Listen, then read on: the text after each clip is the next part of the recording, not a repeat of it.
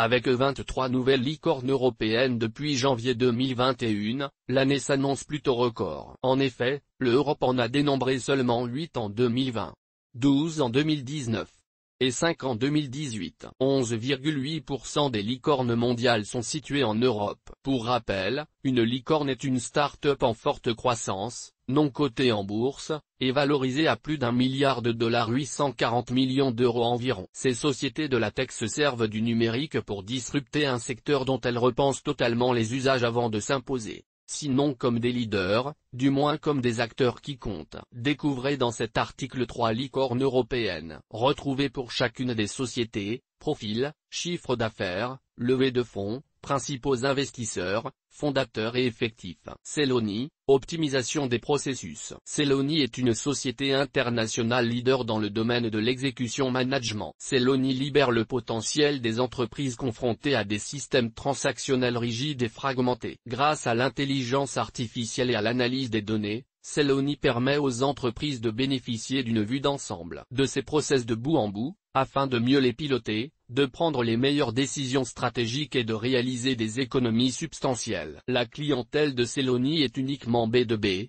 business to business. Fondé en 2011, le groupe compte plus de 1300 collaborateurs trices. Information clé de la licorne allemande Celoni. Valorisation, 11 milliards de dollars. Montant total des levées de fonds, 1,3 milliard de dollars. Dernière levée de fonds, 1 milliard de dollars en juin 2021. Fondateur S/Trices. Martin Klenk, Alexander Rinke. Bastian Nominaché. Principaux investisseurs institutionnels: Splunk Ventures, Arena Holding, Durable Capital Partner, T. Rowe Price. OutSystem, application ergonomique. OutSystem est une société portugaise développant des plateformes low-code permettant à ses clients de créer facilement leurs propres applications pour smartphones. De grands groupes font confiance à OutSystem tels que Intel, Schneider Electric ou encore Santander. OutSystem s'est implanté en France récemment. Ses effectifs sont supérieurs à 1600 collaborateurs trices. Son chiffre d'affaires a atteint 145 millions courant 2021 d'euros. Information clé de la licorne OutSystem. Valorisation, 9,5 milliards d'euros. Ratio valorisation chiffre d'affaires, 65. Montant total des levées de fonds, 506 millions d'euros. Dernière levée de fonds, 123 millions d'euros en février 2021. Fondateur S/Trices, Paulo Rassado et Rui Pereira. Principaux investisseurs institutionnels: Armillar Venture Partner, Abdiel Capital, Kohlberg Kravier Robert. Volt, une pépite de la food tech. Le groupe finlandais Volt, créé en 2014, développe et gère des plateformes en ligne de livraison de repas. Avec une présence au sein de 200 grandes villes, Volt est considéré comme une food tech en pleine croissance. Plus de 2000 collaborateurs trices travaillent chez Volt. Son chiffre d'affaires 2020 est de 330 millions de dollars selon SiliconANGLE.com.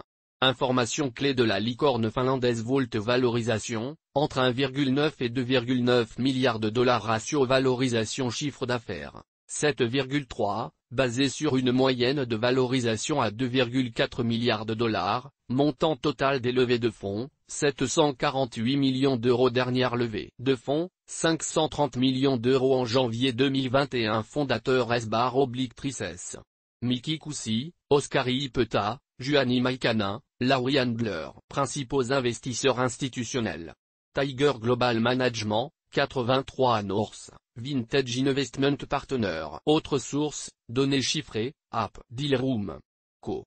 Crunchbase. Comme source des images, FreePic. Toutes nos informations sont, par nature, génériques. Elles ne tiennent pas compte de votre situation personnelle et ne constituent en aucune façon des recommandations personnalisées en vue de la réalisation de transactions et ne peuvent être assimilées à une prestation de conseil en investissement financier, ni à une incitation quelconque à acheter ou vendre des instruments financiers. Le lecteur est seul responsable de l'utilisation de l'information fournie, sans qu'aucun recours contre la société éditrice de Café de la Bourse, comme ne soit possible.